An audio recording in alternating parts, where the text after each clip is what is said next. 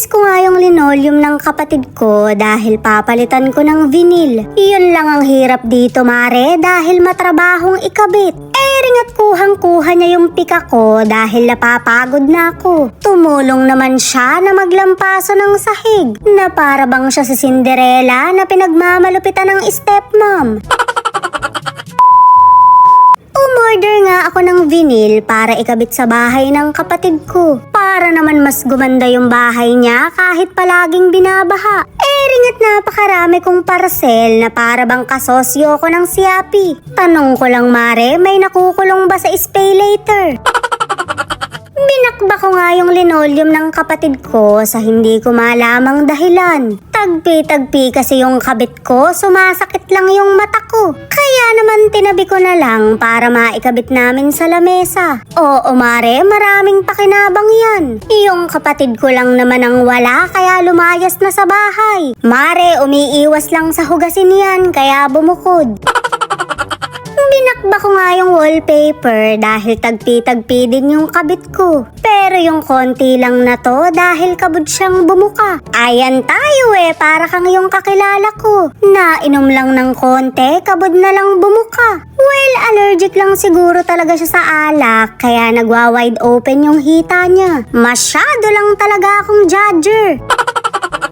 100 pieces nga yung binili ko pero 80 lang yung nagamit ko. Tinututukan ko talaga yung bahay niya para maramdaman niyang may pamilya siya. Baka kasi nagtatampo lang kaya naisipang bumukod. Pero wag ka dahil may family picture kami dito. May pamilya na ulit siya dahil nandito kami para sa kanya. Wala naman kaming choice dahil hindi ka na kasyang ibalik sa matres ni nanay.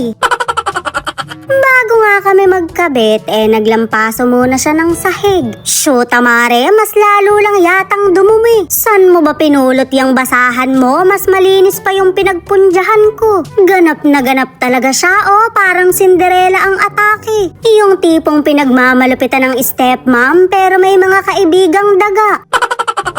Mukhang madikit naman siya, mare, kaya hindi ko nalalagyan ng no more nails. Yung kanto-kanto talaga mahirap dahil magtatabas ka pa. Ba't ba kasi dinalaw pa kita? Naging serye tuloy ito. Nakonsensya tuloy ako kaya pinapaganda ko bahay mo. Sa halip na nag-iinom ako, erit nagdidikit ako. Sa susunod talaga, mare, iiwan ko na yung konsensya ko sa bahay. Mabuti na lang at nandito yung nanay ko para tulungan ako. Pero aalis din daw siya mamaya dahil night shift yung duty niya. Kailangan niyang magbahay-bahay para rumonda. Hindi siya tanod ha, aswang siya. Pakihatak nga nang may silbi ka. Igago yung plastic!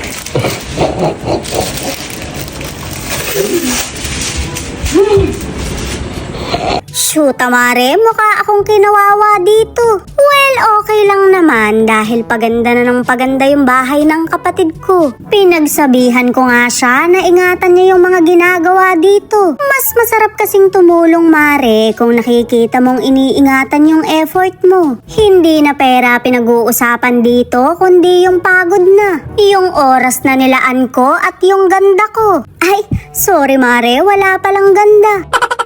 May nagsabi pa sa akin followers mo, Doggy. Dugyot ka naman talaga Inaayos pa nga. Dugyot, dugyot.